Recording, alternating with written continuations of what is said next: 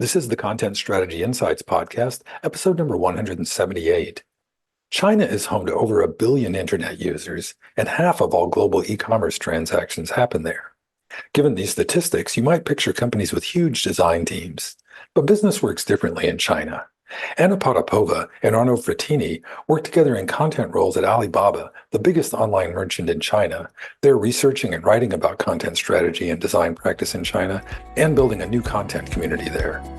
Welcome to the Content Strategy Insights podcast, where accomplished content strategy experts share their wisdom with our friends in the content community.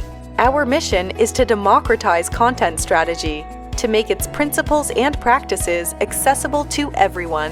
And now, here's your host, Larry Swanson. Hi, everyone. Welcome to episode number 178 of the Content Strategy Insights podcast. I am really delighted today to welcome to the show Anna Potapova, sorry, I'm doing my best to pronounce that, and Arnaud Frattini. They both work for various parts of Alibaba. Anna's a senior content strategist and team leader for AliExpress, and Arnaud is a content designer for Alibaba. So welcome, Anna and Arnaud. Tell the folks a little bit more about what you're up to these days. Go ahead. Hi, everyone. I'm Arnaud. I'm a content designer at AliExpress, which is one of the many companies of Alibaba. I used to work first mainly on the French market, as I'm French myself, but now I'm working on the more specific features of the AliExpress app.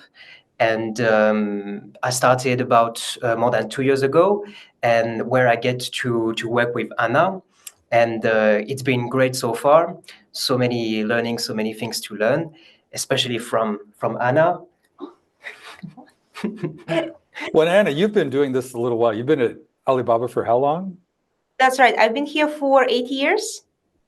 Yeah, so I started as a junior writer, also working for a local market, working for Russian market back then. And now I'm leading content strategy team for AliExpress. So we create and localize content in 17 languages at the moment. And helping AliExpress buyers from all over the world enjoy great prices and hopefully good experience shopping with us. Nice. Well, obviously, neither of you are Chinese by birth. You're from Russia and France, respectively. And that's, so, and like all of us, I think all of us Westerners are curious about, like, things are a little bit different in China, like everything from just business culture to tech culture. Can you talk a little bit about the environment you're operating in?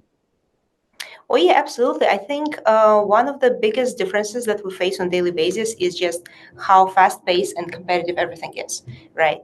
With such a big market of literally hundreds of millions of people that you can cater your product to, it's really important to be faster than other people. It's really important to provide more competitive features on this almost cutthroat speed.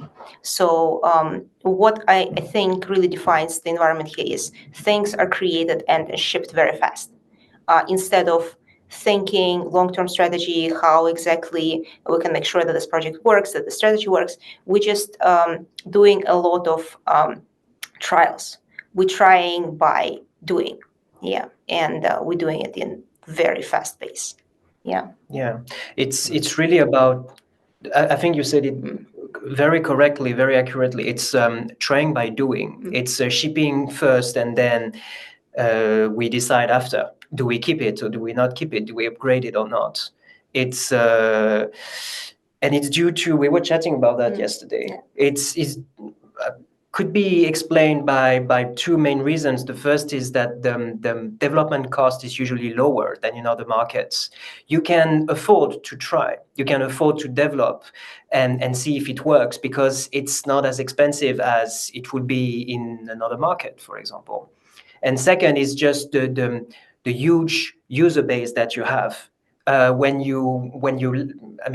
If you launch this new feature to 10% of your users, that corresponds to tens of thousands or even hundreds of thousands of users, which allows you to get a bigger pool of data and a better idea if it could work on a larger scale or not. So thanks to those two very specific, China-specific reasons, you ship first you decide after. That's how it's done. That's Yeah, really, and I you know. think Oh, I'm sorry, Anna. Go ahead.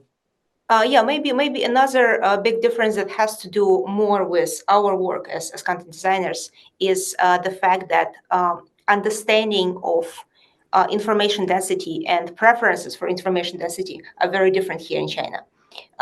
When we're used to saying that don't give people many choices, filter information for them, make it simple for the user. In China, you see completely different trends. You see a lot of apps and services just putting it all out. You have pages filled end to end with information, with text, banners, pop-ups, animations. And people enjoy having this abundance of choice. People enjoy having opportunity to decide for themselves what exactly they want to pick. I have so many questions about all of this. One of them, though, is that I just want to observe that a few episodes back, I had a strategist on, a real actual strategist who talked about emergent strategy and how. So it sounds like, and you have strategy in your title, Anna. So I'm guessing that it's not maybe not as proactive as it might be in some places. You're like a super learner who's then incorporating that. Is that what's going on, or? I think it's more about formulating strategies to help our business communicate to people in different countries and regions, right? So it's about making sure that our message is clear enough and attractive, regardless of where you are in Brazil or France or Spain or US. Mm-hmm.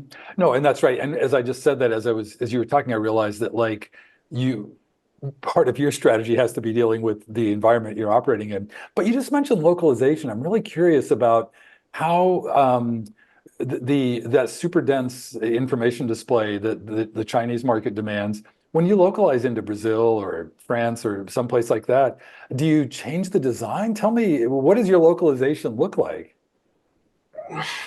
Yes, you can. It's localization is not only about it's more than just translation. So it's not just a matter of language. It's also a matter of how to make sure it looks authentic and familiar, comfortable to another audience, I would say. So you definitely need to adapt the content, the copy, the message in it. But visually speaking, it also involves changes indeed. And I believe our designers work on that. It's quite important to have a version of the app that suits to users in different markets, definitely, yeah. Well, Yeah. one thing we talked a little. Oh, I'm sorry, Anna, you were going to say something? Yeah, I was going to add just one little thing that definitely one of the things to consider when it comes to adapting your product to different markets is not only the message structure, like you said, but also the very nature of language, right? You need to think about the content lengths. You need to understand that what can be said in Chinese in maybe 2 characters would take up to 15 characters in other languages. Mm-hmm. Yeah, so that's number one. And another thing is you really need to make sure that everybody understands how certain cultural differences need special treatment. For example, genders. Mm-hmm. When you can use one verb form in English, but in French or Russian, you would need 2 verb forms or 3. Yeah. Yes. So those little details really need to be included. Mm-hmm. As you're talking about that, one of the other things we talked about before we went on the air was like the collaboration because of the cultural stuff and the business stuff that's going on. The way you collaborate with your colleagues, like how do you work with designers on that? Like even the decision about whether or how much to adapt the visual presentation and the content interaction with it. It seems like that would be quite the dance to negotiate. Yeah, that's true. That's true. And I think here there are few rules that you can follow to address this dilemma. First of all, there are certain localization standards, right? You know that French is 80% longer on average than English, right? So you can kind of take it as golden standard. So there are some pretty, I would say, well-established standards for that. And also, I think it has to do with how it really helps or doesn't help the users, and what is the goal of this product, right? So when we have this shared goal, when we know exactly what this product should do, what this page should do, what this pop-up should do, we can evaluate content not only based on the cultural norms. We can also evaluate it based on, does it actually fit that purpose or idea? And we can use that as a North Star instead of getting personal and be like, it's not pretty because it's so long. It doesn't matter how long it is, as long as our intended message is delivered. Yeah, I think that's something that won me a lot of arguments actually over the years. That's interesting. As you said, when you kind of like you obviously take pride in prevailing in that argument, but it sounds like but it also sounds like it was probably the right thing for the customer and for the business at the same time. So. Yeah, so, and it also occurs to me as we're talking about that the context for this work, it sounds like I just had, I haven't dropped the episode yet, but it'll be, I think, right before this one. Chatted with Sophie Taryn at Condé Nast about, she had done some research on like where and how content design teams are organized in organizations. And sometimes it's product, sometimes it's design, sometimes it's, embedded. How do you organize your work at Alibaba? Well, for us at the moment, it's pretty standard. We are currently part of the design team. So we report to the head of design. Yeah, but I know companies where content sits with product or with localization as well. So there are different practices actually. Sometimes with marketing too. Yeah, true. Yeah, and there's that was the upshot of Sophie's research was that there's all different ways to do it, and everybody does it differently. So I was just curious about exactly how you might do it. One of the things you've talked about, I know I saw that I think one of you did a survey a few months ago about, hey, we need a content strategy organization, event of some kind in China. Did anything come of that? Oh yeah, actually we do have some plans, and we do have some announcements. So first of all, initially we started the survey, and we started this series of interviews with people as a preparation for our article on content design in China. And eventually we found out that people actually want to hang out. People seek advice from each other, and people want to grow in their craft and enjoy this kind of support network that we don't really get very often. So what we have right now is with all the people interested in having something like a conference, we organized the group in WeChat, which is one of the most popular messengers in China. So we have over 30 people now. Yeah. And what we plan to do is not only support each other on a daily basis, so do kind of Q&A/mentorship in the group as needed. We also going to be doing some webinars or online meetups every month. So our first meetup is actually taking place on February 2. And I'm going to be talking about style guides, because that's the topic I really love, and I'm really proud of all the work that we did on style guide here in AliExpress. So if you have a WeChat and if you're based in China or if you are in this time zone, feel free to catch up on that. Nice. Yeah, I just live for that kind of thing, especially real life community events. But WeChat's a great thing. I spend I think we all spend half our time on Zoom now, and so virtual gatherings are great. But you mentioned that sounds like that grew out of the article. That as you were doing the research for this famous article you did, and let's talk about that in a little more detail, because that's how I think we had connected. I think you might have been thinking about this article at the time, because Anna and I met about a year and a half ago at Confab in Minneapolis. And I think you mentioned something about this then, but since then you've published this brilliant article with the UX Content Collective. Can you talk a little bit about the origins of that, your intent, what you were hoping for, what you discovered? Well, first of all, it was his idea. There's something to write about. Yeah, definitely. Yeah. There is a story to tell. Yeah, because we were talking about it a lot, right?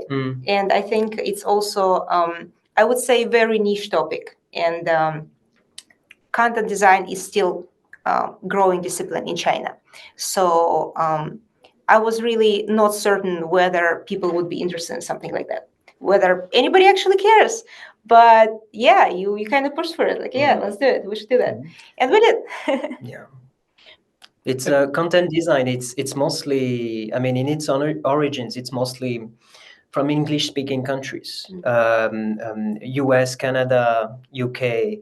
So it's today the industry. You have a lot of the current experts or thought leaders are from those countries. A lot of the talks, the resources you can find are in English, and then you can see. I mean. Communities popping everywhere. I know that the French one is quite big as well. In Italy as well, following the publication of the article, like we got a lot of people from Italy who reacted to the article, connected with us. Following also the publication, like we learned that people a bit more about what is being done in Nigeria or India or even Southeast Asia. So you do have communities like in Russia as well. You know quite well about this. And what about China? What about? I mean, it's that's where the idea came. Okay, what about we are content designers in China? We are doing this. Are there other people like us doing? Are we alone in the universe? They're just the two of you. It's just the two of us. So it's so from that observation came this question, and from that question we started looking around. There are other people doing it as well, doing it differently in organization, different, coming from different backgrounds. So it's very interesting to see the origins of the background of those people, and because this is something also we emphasize in the article. The community is small in China. Let's take an example, a non-English speaking example for France, which is, you will excuse me, I know that one I'm quite familiar with, but you do have talks, regular talks. UX is something people are quite aware, quite well established. You do have also trainings, formations, both private and in some other schools. You have big conferences, so it's happening. It exists. People are of course advocating for that, educating their stakeholders, their bosses, their leaders, their colleagues about this. They are facing challenges, struggle. We see that on LinkedIn. But what about in China? What kind of struggles are we facing? Is this the same? One of them is the content design community is very small. And we found that there are people doing the same thing as us, but we are not connected. And that's something that, I mean, could be achieved after, realizing that and publishing the article, getting in touch with the people. So join the WeChat group.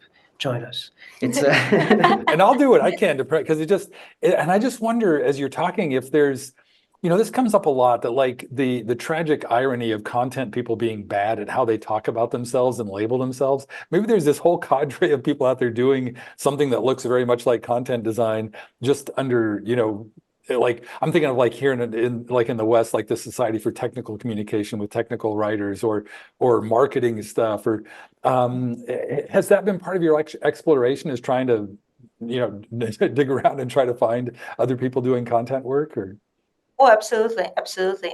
And actually, something that we discovered as we approached different people in different companies all across the country. Actually, we interviewed people from Shanghai, Beijing, Hangzhou, Shenzhen, some others.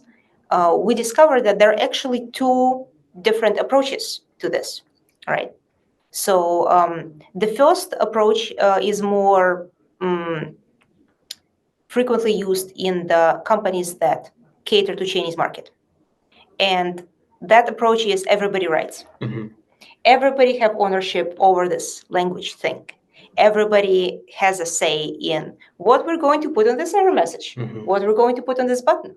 So in companies that are focused on Chinese market, you can see those groups of product, design, UX designer, and developer just making the decisions between themselves and launching it. Yeah, maybe it has something to do. That's just my hypothesis. I don't have too much data to back it up, but I'm certain that it might have something to do with the whole information density and the overall, I'd say, fluency of Chinese users navigating complicated layouts and complicated information. Interesting. So because of the specific audience, you have the specific approach. When you really maybe don't need a person with a title of content designer, but when everybody on the team has a little bit of that skill, it kind of emerges together. Yeah, so that was the first approach to discover. Second approach that was more widespread among companies that are going international is having either dedicated localization team that helps you to improve source text first and then deliver translation, or having content design plus localization team.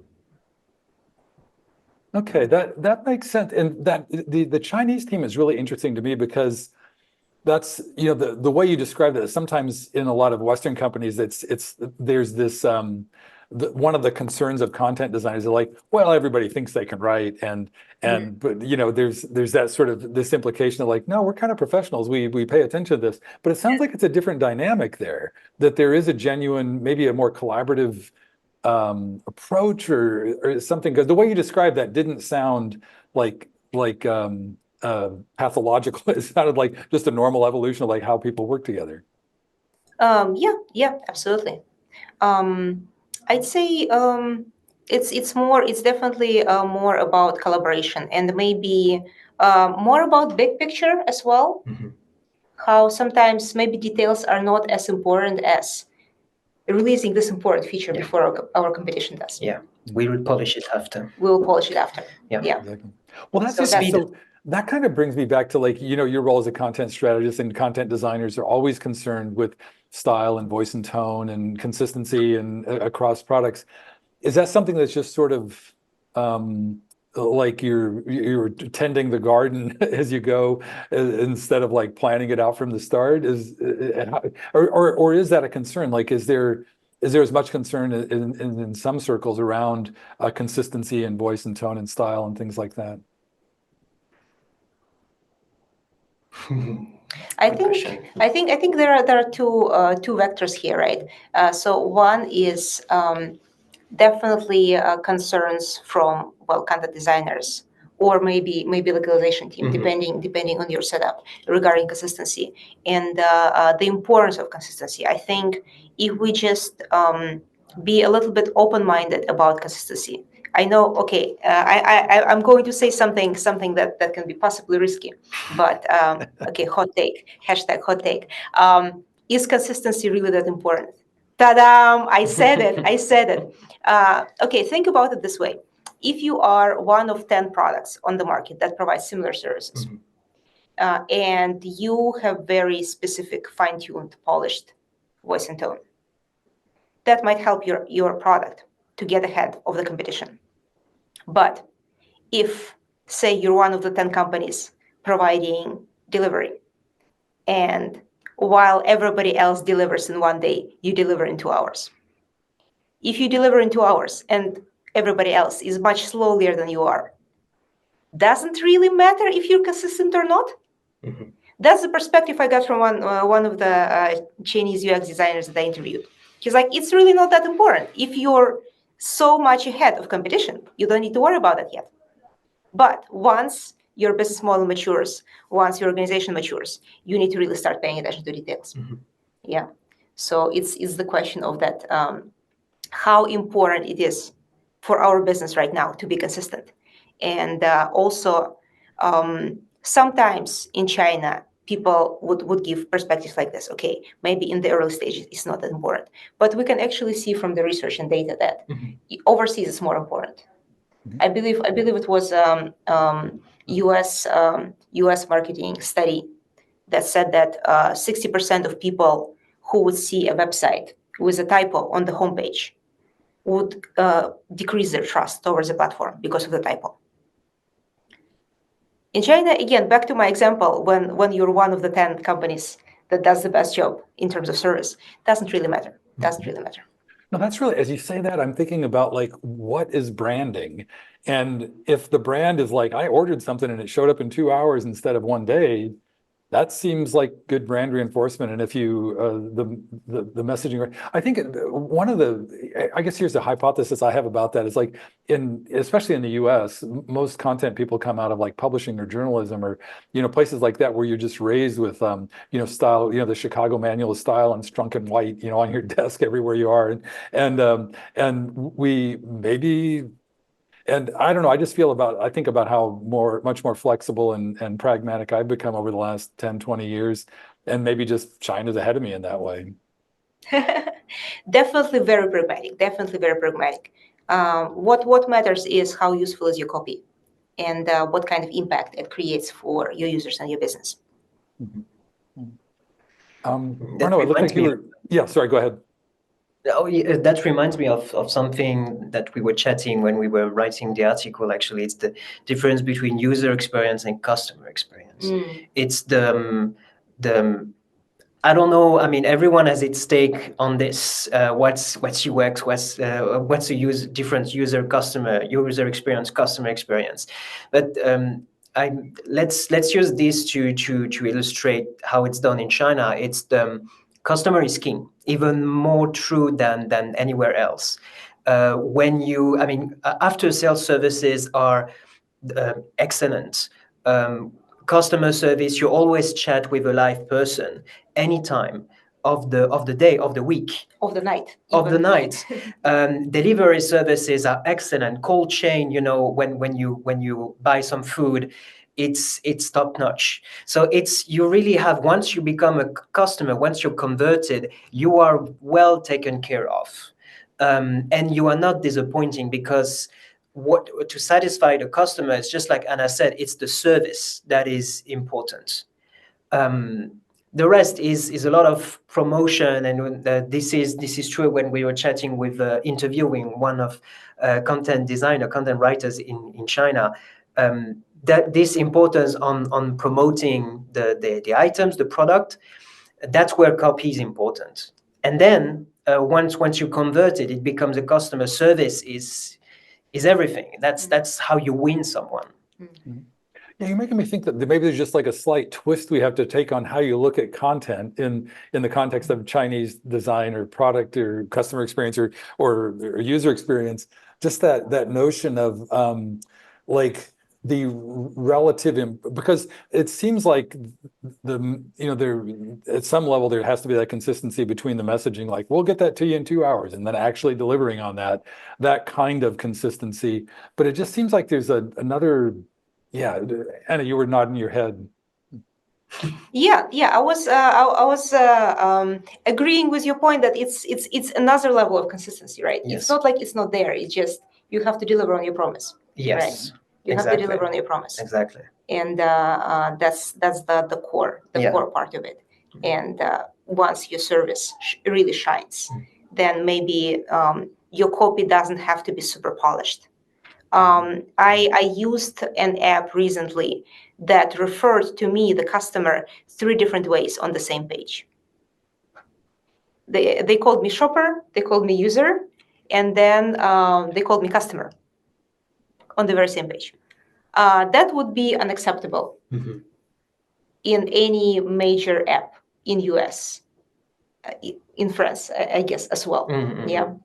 People would be upset about that. People would be posting funny screenshots and sarcastic comments on social media about how so and so is so unprofessional. But in China, it's okay. It's okay. It works. I want to know, in that case, did you buy the thing you were looking at? Despite Yes, I did. Yes, I did. Yeah, it was okay, a great there you deal. go. That's yeah. It was a great deal. Okay. But the thing is, it all changes when you need to go overseas.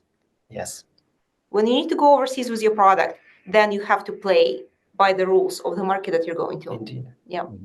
Yeah. Where service become less of doesn't grant you as much a competitive edge as it can in China. When you are, for example, AliExpress, when you are shipping to France or Spain or Brazil, logistics is different. It's done differently in those countries.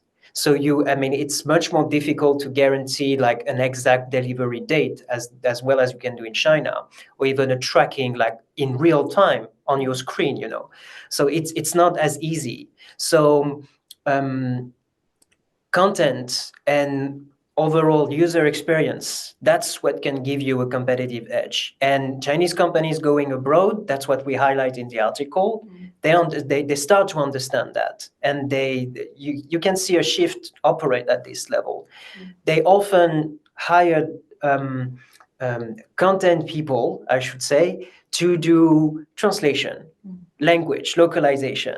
And then they turns out they start asking questions about, but what's the mindset of those users? How it is done there? Do you think this service is attractive or not? So there is really a need. You can feel this need to understand the local users, lack of knowledge that there is, and then you as content expert, let's say, content people, you start looking at the copyright in a different way. Okay, I have to keep the message correct here, but there is actually beyond just this copy, there is the whole user flow, the whole experience that needs to be improved, that needs to be localized. You see, going back to your very first question, how localization is done. So yes, you have the copy, the language, you have the visual aspect, you have, just like you mentioned, the length on the strings, but it's also the whole experience as itself. In some countries, some users are very sensitive to price comparison, and it's very good to integrate such tools, such feature on your platform, put it on your homepage. Also, pay after delivery or buy now, pay later. Those things are very popular in some countries. You need to develop that. And if you do it the Chinese way, but just translate it in French, that's gonna bring some issues, yes.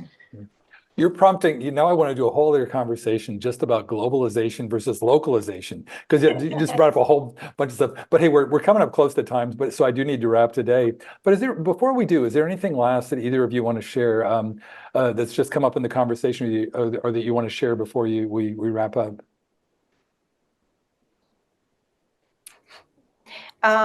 If you're interested in literally anything that we mentioned today, please get in touch on LinkedIn. There might be time difference between you and us, but we will get to you for sure. And if you are based in China, do consider joining our WeChat group and joining our monthly events. We really want to build this community. We really want to get connected with all you folks who I'm sure are doing a great job somewhere in this giant country. I know there are our fellow content designers that can use a helping hand, or who maybe can help us. So I think that's one thing I'd like to mention. Let's get connected, people. Let's get connected. And for those abroad who are wondering how it is in China, if you read the article, well, I haven't read it yet. Read it; it's very good. It's if I dare say so myself, it will make us happy. But like, how is content done in China? First of all, if you become a content designer in China, it's much faster. What you usually do in a week, you have to do it in a day or perhaps less. And it's much faster, and the effort of raising awareness about what you're doing and how it should be done is probably much higher. Challenges are very similar, spread too thin. I'm being as a content, I'm being pulled after into not being invited at the meeting, not a seat at the table. It's same challenges, but it's just the effort is extra. It's extra. And on top of that, you can add all the, the usual, the cultural differences, the language, and so on. But it's that's how it's usually done here, and yet it's challenging, but it's fascinating. It's very, very interesting to see those differences, and we can already see a shift in some companies that afford themselves to have content designers. You can see a shift, a slow shift, but it's happening, and yes. Well, I'm excited that you're gonna keep that ship moving with your, because I just live for community and events and things like that. So thanks for doing that. Hey, and you mentioned, I'll definitely put a link to the article and and a QR code and the link to the WeChat. And it sounds like is LinkedIn the best way to reach both of you, or any other channels? Yes. For sure. Okay, great. Well, thank you so much. Great conversation. I really enjoyed talking with you. Thank you for having us, Larry. Thank you. I appreciate it. My pleasure. Thank you for listening. If you can think of a friend who might enjoy this episode, please share it with them. And please join us again for our next content strategy interview.